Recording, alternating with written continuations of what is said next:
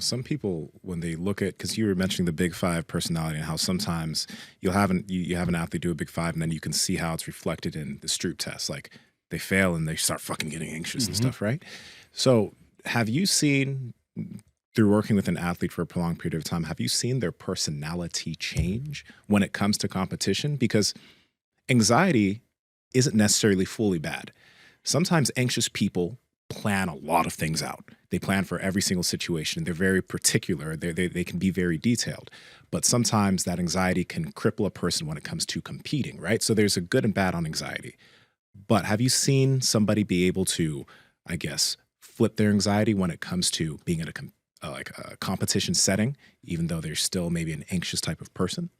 So with anxiety, like you said, anxiety just means we're getting ready, right? From a physical response, fight or flight, our heart rate increases, our breathing. So it's letting us know there's something imminent about to happen. So you need it to be ready. But like you said, the bad side is when you go too far. So someone who has more of a neurotic or emotionality, what they call it now, personality, they're more prone to it because personality is all about a spectrum of where you fall. You're not necessarily anxious, not anxious, extroverted, introverted. It's more so where do you fall? So a person who's high on emotionality or anxiety, they're more likely to default to that. So going to your point, can it change? Yes, but you have to be very active in it. It's not like, okay, I did it once or twice. I was calm here. I'm good. No, you have to be conscious because it's personality. People always ask, can it be changed? And I was talking about my mentor earlier, and he says this a lot. He's a personality psychologist. He said yes and no. It's more so no because we have this default mode that's who we are. We revert to this. Think about it. Perfect example. If I threw this ball to you real quick. Nope. Are you right-handed or left-handed? Right-handed. So that worked out perfectly. So he caught it with which hand? Right. It's right. Yeah. So what just happened there? His default mode, he caught it with the hand that's most dominant. Now you can argue he's on the right side. I usually do that when I do surprise people. I come from the front side, so you have to choose. But the point is, your default mode is what personality is. Can you catch with your left hand? Sure, definitely. But how often do you use it? And the same thing with personality. If I'm not actively trying to be less emotional, less anxious, then I'm not going to be able to do it when it counts in a competition. So you have to practice. So going back to all the drills we do, I will coach them up in between sets and say, hey, I noticed you didn't use your left hand one time, or I noticed you were holding your breath, or I noticed you were saying F you, whatever. And my biggest thing, and I practice what I preach, I've been like this since I was an athlete, and now that I'm in this, I try to keep it going. Yeah. I should not know if you're doing good, and I should not know if you're doing bad. Let's use the late, great Kobe Bryant. There's a scene he did, an inbound pass. It's for one of his most prominent, with was it Matt Barnes, right? Yeah. And he was guarding Matt Barnes, and Matt Barnes threw it real hard, like inches away from his face. He didn't move. Could he have been nervous? That's a ball about to hit him in the head, of course. But we wouldn't know, and we shouldn't know. I've had athletes and clients of all sorts, even police. They'll come in, I'll know every aspect of their fear, their frustration. I should know, especially in those jobs. I should know that. Yeah. Should it happen? It's going to happen. Like you said, anxiety, worry, it just lets you know something important or something necessary is occurring. But the next step is where you respond. So it can be changed. It just has to be very intentional. We talk a lot on the show about habits and, people like forming habits, and it takes a lot of time for some people to develop habits and to start to steer their life in a good direction. What are some techniques or what are some things you usually communicate to somebody on how they can start to develop some habits to start to head in the right direction? So the simplest thing, and it's such low-hanging fruit, but not a lot of people do it, have a routine. And when I say routine, not necessarily like a ritual, because a lot of people argue rituals. I always say routines, not rituals, because how I look at a ritual and how I define it is more so there's an outcome tied to it. So it's like if I put on my lucky jersey or if I do this chant, now this will happen. That's where I see the difference with a ritual. With a routine is more so these steps prepare me to let me get ready for said occurrence or event or whatever it is. So a performance routine, like in the psychology world, is having maybe 2 or 3 steps that you take and you do it repetitively. So it's the same as it can be every time before the event or the activity. And I use this when I do big proposals. I had a proposal with a city, Miami Gardens, a few months ago, which was a big opportunity for me. And I ran it all through my head. And the routine for me consists of I take a few deep breaths, like 3 or 4, like box breathing style, and then I'll close my eyes and run through maybe 2 to 3 minutes of the interview or the proposal, whatever it is. See it first as the way I want it to go, see it as going not the way I want it to go, and then bring it together with both, because what happens in real life, you never know which way. Going back to that hindsight, foresight, insight, I never say get rid of the hindsight or get rid of the foresight, but let's see it. And I think Dr. Huberman did a podcast recently on visualization, and I was so glad to see that because we talked about this a little before, the unofficial West Coast, East Coast beef between neuroscience and psychology. Yeah. And for him to do that, I like that. I told Phil this is bridging that gap that I'm trying to do myself personally because it goes hand in hand. So visualizing and seeing it. So a routine should consist of 1, being in the moment. So that's why I do the breathing. And 2, having a visual aspect of what you want to happen as well as what might go wrong. And then 3, have a cue, could be a word. And I know with lifters, you do this, like, it could be a physical cue, like slap your hip, snap your finger, whatever. But it should be a cue that says, when I say this or do this, it's time to go. And then just reflect on where's my mindset. Because it doesn't mean you're going to be perfectly calm now. It just means I know where I'm at. So when you do said task or sport or an interview or hot date, whatever it is, you know, okay, that's where I was when it happened. So when you go back and say, so how'd you feel when you hit that game-winning home run? I don't know, I just did it. No, we want to say, well, I was a little nervous at first. I was calm. And then I just spiked up. And when I saw the picture, I knew it was my time. Or vice versa. Yeah, I think I wasn't ready, but I still executed. Whatever it was, you at least were mindful. Because we use the word mindful a lot, but it's usually just freely having your mind roam. And that's not mindfulness. Mindfulness should be able to identify what's occurring at the time.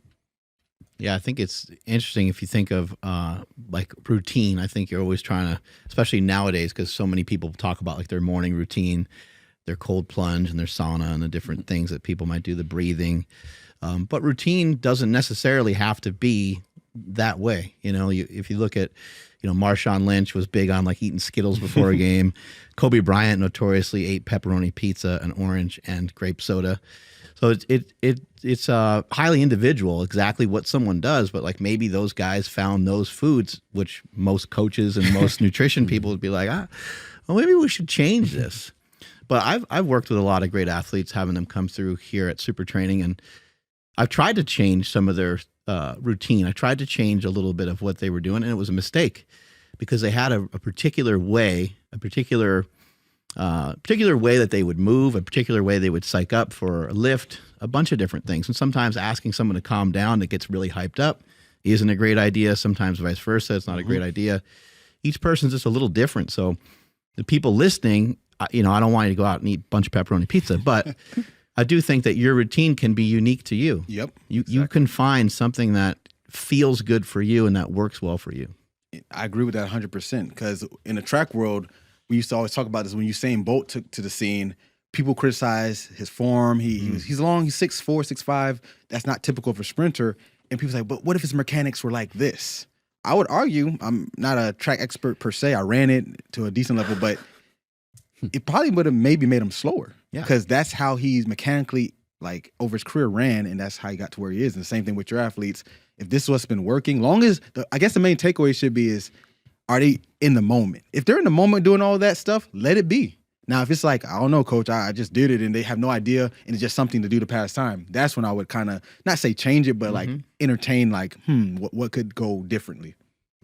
So is this something that could help an athlete? Like you always hear people talk about flow, right? Or being in that moment. Is this something that can help an athlete being able to better access being in the moment and getting the fuck out of their head?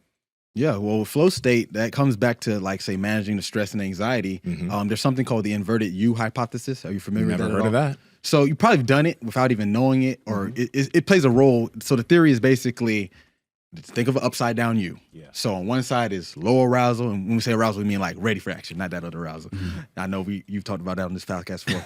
On the other side is high arousal. Yeah. So obviously, just like everything, a spectrum, you don't want to completely be low, but you don't actually want to perfect. So you don't want to be completely high either, because you see the best performance is somewhere in that middle range. So when we talk about flow state, that's what they're actually referring to, because here, if you get even to the neuroscience of it, you're in a brainwave state, which allows you to be active in that moment and to be clear, because the best performance are the ones where you're just focused on the task at hand, like I said, being in the moment. Because when it comes to, say, cognition, the more load you put on your brain, the less focus you have on what's able to handle. Because if you look at the high stress level, if we're there, that's like, let's go, come on, let's get it. You said some people need that. So that's why I argue, know your athlete or know your client, whatever it is. But more than likely, they could be a little lower. So if they're not the complete right side, they could be maybe a little outside that zone. So it's not necessarily perfect. I know we were talking about lifting, and I said that when I hit my biggest squat, I hit 525. I actually put on Hotel California. Hey, That's not Red a Hot Chili upbeat- Peppers, right? Is that Red Hot Chili Peppers? Oh Or is no, that- the Eagles. the Eagles. Oh, Thinking about Californication. That's my jam too. that's what I was my thinking. jam too. Californication. Okay. I've messed with both, but the lift before, Yeah. I was listening to Rick Ross hustling when I hit 485 or something like that, whatever the jump was. Yeah. So that was the lift before. Okay. So when I hit the PR, it was a song that isn't an upbeat song, but I knew for me in that moment, people were like, why you want this? You just went from more crunk, upbeat. Crunk, I just dated myself, huh? So, hey, it is what it is. So I told myself, this is where I want to be. I wanted to be a little calmer because I've never had that much weight on me. And I always have this theory too, regardless if it's 100 pounds or 1,000,000 pounds, it's always going to be the higher one in my head. And I look at that in life, whether it's an easy task, going back to the Kobe thing, I should not know whether you think it's difficult or hard, it's frustrating or not. It should be, you should be agnostic to it. You shouldn't see it either way. Does it mean you don't acknowledge it? No, that's not what I'm saying. You can see it as, dang, this is a lot. But it shouldn't, because when you make it outward, guess what? Those motor functions that go with it become real time. So it's one thing to think it. Obviously, the neurons are firing, the patterns are forming. That's not preferable. But once you make an action with it, now it's becoming an actual dynamic. People say, you talk about manifesting, right? That's where that term comes in. They say, speak it to existence, right? They call it the Pygmalion effect. So, you know, the story of Pygmalion from the Greek society. Basically, he saw a statue that he thought was beautiful. He wanted it to come to life. So he wished and the guys made it come to life. So that same concept is like when you speak things to existence, you eventually, you know, the self-fulfilling prophecy, it becomes what you want it to be. So you got to make sure you don't verbalize or bring, say, energy, like you heard of The Secret, right? That's one of the most popular things with it. So they got some things right. It gets a lot of criticism, but they got some things right because in the brain, there's something called the reticular activation system. So you heard that a lot from Tony Robbins. So the RAS, right? So I always say the car thing, like if you get a new car, you see it everywhere, right? Yeah. So when you see it everywhere, it's not because sales in the new, I don't know what you're driving, Honda Civic or Ferrari, I don't know. But basically, they're everywhere because now your brain says it's relevant. So going back to the point of self-talk and all that stuff, now it's like, okay, if this is relevant to me, my RAS, my brain is going to say, only search for those things and you overlook. They did an experiment that I showed in my class. It's hilarious. And it's a bear or a monkey, a guy in a monkey suit, and they're passing a basketball around. Yeah. And they say, count the passes. So you're like, okay, 12. And they're like, no, it's 13. No, it's 15. So I said, wait, but did you see the dancing monkey? And they're like, wait, what? And then we rewind it back. And while they're passing the ball, literally a guy who's like these 6 feet tall walks through, starts popping and locking, dancing, doing a running man and stuff. And no one sees it. Why? Because you weren't even focused on that. And it seems so like crazy, but the brain, the mind, psychology, that's why I love this stuff. It really has no bounds. And that's why I attack Mind, Body, One as a way to bring it all together. Is the flow state the same as the zone? Yeah, that's just the Jordan flow, getting in the zone back in the day. The flow is the scientific term for the zone. Power Project family, your normal shoes are making you weak. This is why I partner with Vivo Barefoot Shoes, because they have a wide toe box, they're flat, and they're flexible. So with every single step you're taking, if you're taking a 10-minute walk outside, or when you're working out in the gym, your feet are able to do what they're supposed to do in this shoe. They have tons of options for hiking, running, training in the gym, chilling and relaxing, casual shoes for if you're out on a date. You need to check them out. And Andrew, how can they get it? Yes, that's over at vivobarefoot.com/powerproject, and you guys will receive 15% off your order automatically.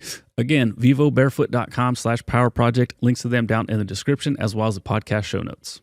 What about if, I don't know, some doubt creeps into an athlete's thoughts? How do you coach them to kind of try to block that?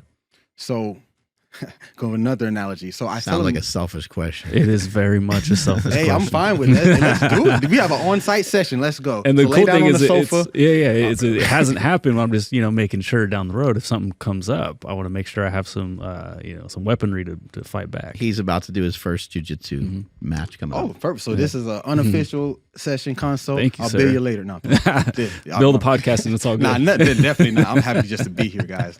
But basically, you said, how do you get rid of or stop it? That's the first mistake, because when we suppress thoughts, we tend to think of them more. So like with basketball players, I had an athlete, the classic thing of bricking a free throw when the game is online, or even when it's not, you say, don't miss, don't miss, don't miss. Even though you say don't, what's still in that phrase? Miss. Miss. So don't get rid of the thought by trying to suppress it, because there's something called the white bear experiment that was done at Harvard University in the mid 80s. A guy named Daniel Wegner. He passed, I think, a few years ago, unfortunately, but he studied numerous things. And one of the studies he did was on thought suppression, because he wondered, why does things get stuck in your head? Think about that song you hate, but eventually start jamming because it can't go away.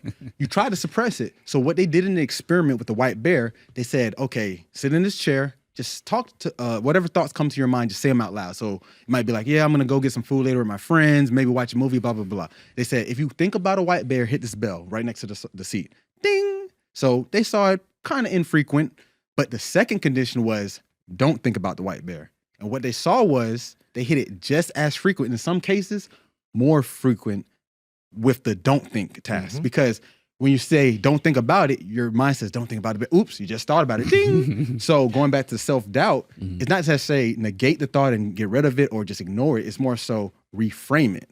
So using the white bear, instead of white bear, purple flamingos. Now that's crazy for that example, but for your example, if the thought, let's say, is, if you don't mind sharing, you have a thought that you might think about a lot that be negating your performance? Oh, just I'll say the competitor passing my guard and not being able to retain my guard again. So let's say the thought is, why can I keep them in guard? So instead of questioning it in that phrasing, say it in a more productive. I don't use the word positive because positive is subjective, but productive, that means it ends with you doing the outcome you prefer. So change it to a productive self-talk that would be something that ends in what you're trying to do. So instead of saying, don't let them X, Y, Z, or don't do this, say the new thought of reframing it to what you're trying to do. So like going with the don't miss example, all net, buckets, whatever it is. So something simple as that, because what happens is not just like speaking to existence or manifesting. It's more so what happens. The neuron pathways get stronger with the productive outcome, and they get weaker with the negative or the unproductive outcome, because the memories don't really go away. We have memories from what, 20, 30, 40 years ago, whatever your age is. So basically it's more how relevant they are in your mind. So practicing the thoughts that are more productive will be, once again, default, that catching that ball with your default mode. You want your default mode to be more accessible to the helpful thoughts. That's amazing. Yeah, I really appreciate that. It's power of the mind, right? Yeah, absolutely. Seems so simple, but when I talk to people, and that's why I love educating, because it's really what I do, because I'm not a therapist. I did go that route for my doctoral before I dropped out like Kanye. But wait, can I say that? I know he's canceled right now. Is he canceled still? I hope not. Do you still listen to his music? I do. I still can't get past the first two albums. Like, those are my favorites. Because you're old, dog. I know, and I'm okay with that. He likes Nas. The Dropout? College Dropout. Yeah, College Dropout. Nas and Hit Boy are on a really good run right now, though. Wait, really? Nas back? Dude, Okay. Dude, it's like check that out. Like a Gangstar type run. You know, like him and Hit Boy is like very guru premiere. It's really good right now. Well, I'll put that on my playlist. Yes, please do. It's good. Anyways. Power Project family, we appreciate you checking out this clip. Check out another one. Just go check out another one. Or comment down below and let us know what you liked about this one. But we love you guys, and we're going to keep bringing you the heat. So comment, subscribe, and all that good stuff, okay? Peace.